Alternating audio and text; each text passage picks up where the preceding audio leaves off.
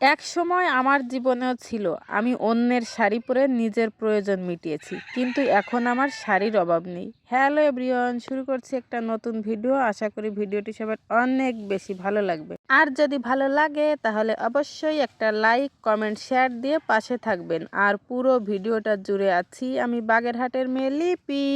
আচ্ছা, আগে একটা কথা বলি, আমার না এই ভিডিওটা অনেক আগের করা ছিল, যেহেতু এডিট করা তাই ভয়েস দিয়ে দিচ্ছি। আর পরবর্তীতে বিয়ের নতুন নতুন ব্লগ নিয়ে আপনাদের সামনে আমি হাজির হব। সকালবেলা ঘুম থেকে উঠে স্নান সেরে তারপরে কিছু জামা কাপড় ছিল গতকালকের, সব কিছু ভাঁজ করে খেতে বসে গেছি। রৌদ্রে বসে গরম গরম মায়ের হাতের রান্না করা ভাত খেলাম। খাওয়া দাওয়া করে অনেকক্ষণ রেস্ট নিয়েছি। শীতকাল তো, তাই রৌদ্রে বসেই স্নানটা করিয়ে দিলাম। তাতে একটু মজা পেয়েছে, আর তেমন একটা অসুবিধা হয়নি, খুব মজা করেই করেছে।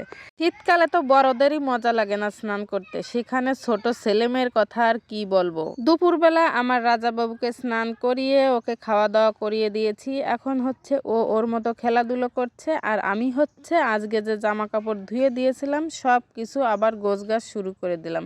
এটা ছিল হচ্ছে আমার ছুটির দিনের ব্লগ, তাই সারা দিন ঘরের টুকটাক যে কাজ বাজ ছিল সব কিছু নিজ হাতে সেরে নিলাম। তারপর রাতের বেলা এসেছি আমার আলমারিতে আমার যত শাড়ি ছিল সব ভাঁজগুলো খুলে খুলে আবার নতুন করে ভাঁজ দিচ্ছি। মানে এভাবে যদি একভাবে ভাঁজে থাকে তাহলে আমার ভাঁজে ভাঁজে শাড়িগুলো কেটে যায়। কারণ হচ্ছে একটা শাড়ি একবার পরার পর ওই শাড়িটা আর কবে পরবো তার কোনো ঠিক থাকে না। কারণ হচ্ছে কি বলেন তো, আমি তো তেমন শাড়ি পরি না। শাড়ি ভাজাচ্ছিলাম আর একটা কথা মনে মনে ভাবছিলাম, এমন এক সময় ছিল আমার একটা শাড়িও ছিল না। তখন আমার খুব প্রয়োজন ছিল শাড়ি, অন্যের কাছ থেকে শাড়ি এনে এনে আমি পরতাম। যেহেতু আমার কোনো বড় বোন ছিল না, আর আমার মা যেহেতু বাড়ির একজন গৃহিণী, তারও তেমন ভালো শাড়ি ছিল না বললেই চলে। তার কারণে হচ্ছে অন্যের কাছ থেকে শাড়ি এনে এনে পরেছি।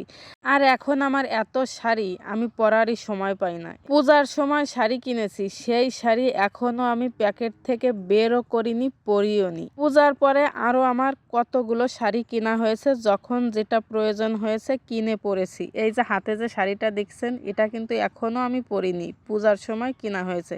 তবে আরেকটা কথা কি জানেন, আমার একটা শাড়িও আমি আমার নিজের টাকা দিয়ে কিনিনি।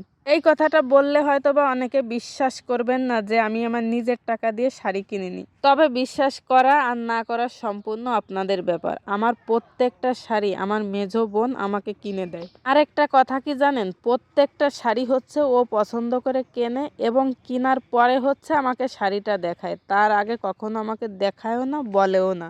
তারও একটা কারণ হচ্ছে আমি ওকে শাড়ি কিনতে দিব না, এই কারণে ও আমাকে বলে না।